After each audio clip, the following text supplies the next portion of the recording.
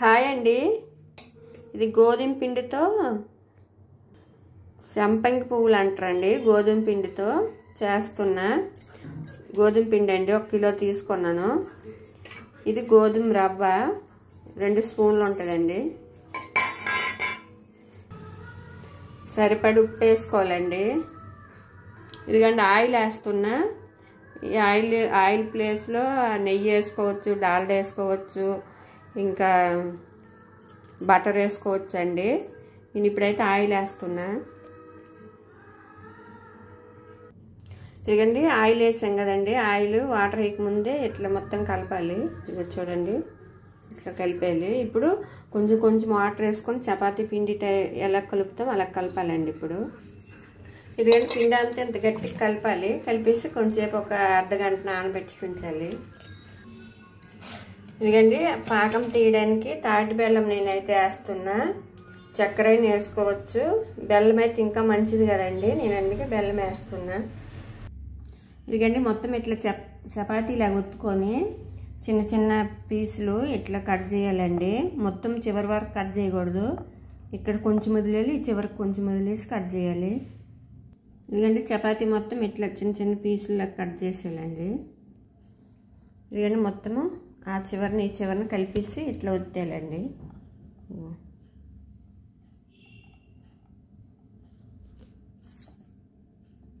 మొత్తం ఇలానే చేయాలి.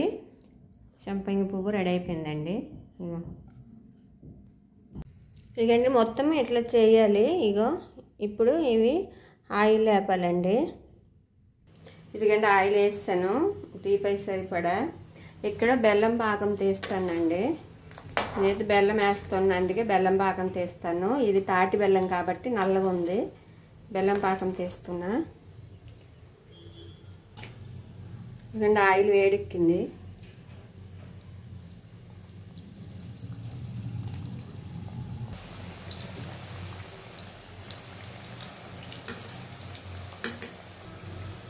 ఇదిగండి ఇట్లా ఎర్రగా వేగిపోవాలండి. చూడండి ఎర్రగా వేగావి.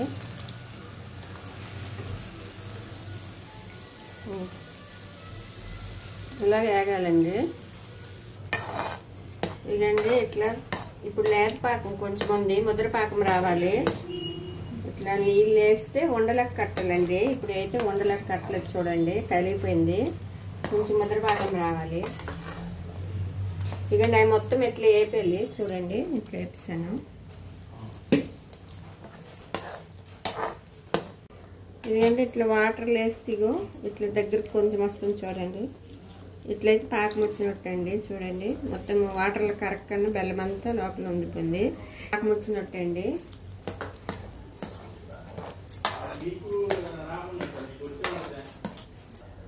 ఇప్పుడు ఇవన్నీ వేసాలండి.